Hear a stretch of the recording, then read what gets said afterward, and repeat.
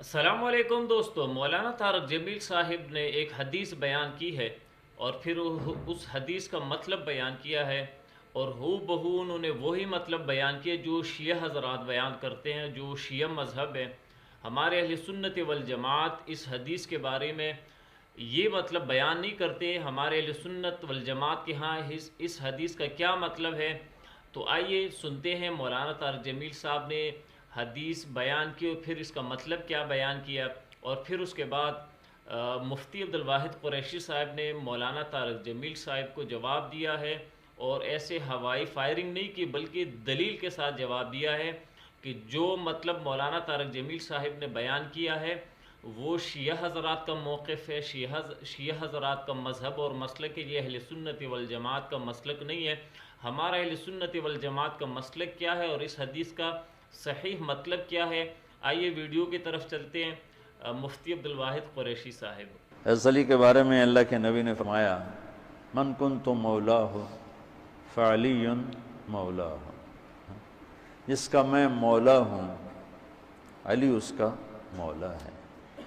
اور یہاں مولا سے مراد دوست نہیں ہے، یہ ہم دوست کا ترجمہ کرتے ہیں آقا، سردار، جس کا میں سردار ہوں علی اس کے سردار ہیں۔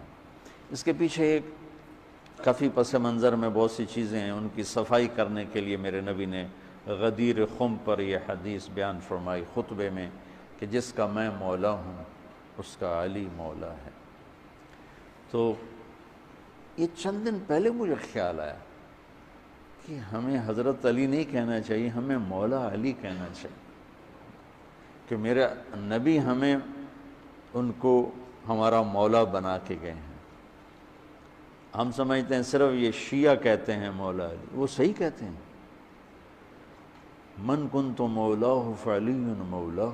آپ سب کے چہروں پہ میں حیرانی دیکھ رہا ہوں۔ جو اس مولانا صاحب کی لکھی ہے کہ وہ حضرت علی کے بارے میں کہتے ہیں کہ حضرت علی المرتضیٰ کی روایت کے مطابق، اس روایت کے مطابق ان کو مولا علی کہنا جائز ہے۔ دیکھیں بات پوری کرنی چاہیے، آدھا سچ نہ بولیں۔ مکمل جھوٹ اتنا خطرناک نہیں جتنا آدھا سچ خطرناک ہے۔ حضور نے مولا علی تو نہیں فرمایا حدیث میں، حدیث پڑھیں من کنت مولاہ فعلی مولاہ۔ مولا ہو اور ہوتا ہے، مولا اور ہوتا ہے، مولا تو نہیں فرمایا، مولا ہو فرمایا۔ اسے اردو میں کہتے ہیں نسبتی لفظ، انگلش میں کہتے ہیں پوزیسو سینٹنس، جس کی اضافت ہوتی ہے مضاف مضاف الیہ۔ دیکھو ایک ہے گھڑی، ایک ہے میری گھڑی، اس میں فرق ہو جاتا ہے۔ ایک ہے عورت، ایک ہے میری بیوی، میری عورت، اس میں فرق ہو جاتا ہے۔ تو پورا جملہ بولیں، حضرت علی کو مولا بولنا ہے تو مولا ہو کے لفظ سے بولیں، جس کا مطلب ہوگا صحابہ کے دوست۔ خالی لفظ مولا تو حضور نے نہیں فرمایا۔ اور اگر مولا کا معنی یہ ہے کہ وہ آقا ہے اور یہی سردار اور یہی بڑے ہیں، تو میں نے ابھی صحیح بخاری سے آپ کے سامنے یہ حدیث پاک پڑھ دی ہے، جس میں حضرت زید رضی اللہ عنہ کو حضور صلی اللہ علیہ وسلم نے فرمایا انت اخونا و مولانا، انت اخونا و مولانا۔ تو مولا کا لفظ تو حضرت زید کے لیے بھی فرمایا گیا ہے۔ کیا ان کو بھی ہم اسی معنی میں لیں گے کہ یہ حضور کے بعد سردار ہے، آقا ہے، حضور کی موجودگی میں سردار اور آقا ہے؟ یہاں بھی دوست کے معنی میں، تو یہاں مولا کا معنی دوست ہی ہے۔ دیکھیں ہمارے اکابر نے جو اس کا معنی کیا ہے، بندہ اس کو تسلیم کرے۔ یہ فیض القدیر ہے، یہ فیض القدیر امام عبدالرؤف مناوی رحمۃ اللہ علیہ کی، آج سے 400 سال پہلے کے آدمی ہیں۔ امام جلال الدین سیوطی رحمۃ اللہ علیہ کتاب ہے الجامع الصغیر، یہ اس کی شرح ہے۔ انہوں نے اس حدیث پاک کو لکھ کے جو اس کا معنی بیان کیا، ہمارے اکابر جو معنی بیان کرتے ہوئے آ رہے ہیں، تو معنی بندہ وہ بیان کرے جو ہمارے اکابر نے لکھا ہے، نہ کہ بندہ اپنی طرف سے بات کرے۔ یہ صفحہ نمبر اس کا 253 ہے۔ یہ میں آپ کے سامنے یہ حدیث پڑھ دیتا ہوں، جس میں حضرت امام عبدالرؤف مناوی رحمۃ اللہ علیہ نے اس کی شرح پیش کی ہے۔ وہ فرماتے ہیں اس کا معنی کیا ہے؟ فرمایا من کنت مولاہ فعلی مولا ای ولیہ و ناصرہ ولاء الاسلام۔ اس کا معنی ہے اسلام میں اور مذہب میں حضرت علی المرتضیٰ مسلمانوں کے دوست ہیں۔ اس کو اس معنی میں نہیں لیا جا سکتا جس معنی میں بندہ یہ بیان کرے کہ دیکھیں اس کا مطلب یہ نکلتا ہے یا اس کا مطلب یہ نکلتا ہے۔ میں ایک بات مزید آپ کی خدمت میں عرض کروں گا، اگر اس کا مطلب آقا آپ لیتے ہیں کہ اس کا معنی آقا ہے اور سردار ہے، دوست نہیں ہے، تو یہ حضور صلی اللہ علیہ وسلم کی فرمان کی مخالفت ہے۔ کیوں؟ حضور کے فرمان میں مولا کا مطلب موجود ہے کہ مولا کا مطلب کیا ہے۔ من کنت مولاہ فعلی مولا پہ حدیث ختم نہیں ہوتی، حدیث آگے بھی جاتی ہے، اللہم والی من والاہ و عادی من آداہ۔ اللہ جو اس کے ساتھ دوستی رکھے تو اس کے ساتھ دوستی رکھ، جو اس کے ساتھ دشمنی رکھے تو اس کے ساتھ دشمنی رکھ. تو حضور نے تو اس کو دوست کے معنی میں لیا ہے.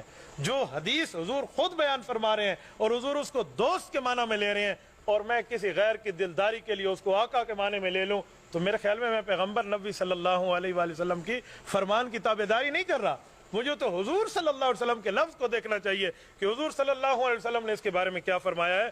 اس لیے معنی بندہ وہ کرے جو معنی ہونا چاہیے, ورنہ ایک لفظ ہے اس کے کئی معنی ہیں. دیکھو میں کئی بار سمجھاتا رہتا ہوں, یہ کیا چیز ہے؟ گھڑی ہے نا.